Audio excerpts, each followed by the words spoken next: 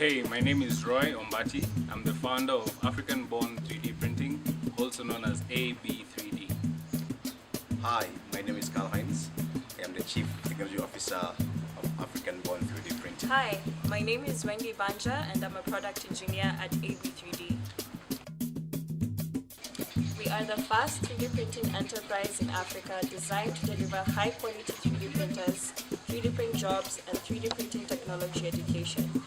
We are a one-stop shop that designs and manufactures 3D printers using recycled electronic waste, locally sourced hardware, and open-source software systems.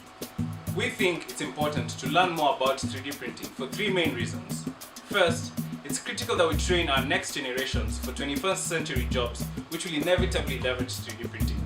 Secondly, to be competitive in today's global market, businesses and governments must adopt 3D printing technology. And finally, 3D printing is a cost-effective solution to product development. This could lead to lower prices and a stronger consumer economy. This is our 3D printer. It is made of three major components. We have the electronic waste, we have locally sourced metallic waste, and the joints of the printers are actually 3D printed. A printer works this way. It has three major axes. We have the x-axis, we have the y-axis, and we have the z-axis. And so a 3D printer prints successive layers upon layers, till you have a finished product. For example, what we have here is a finished product ready for use. The easiest way to explain a 3D printer is to compare it with a paper printer, which has two dimensions.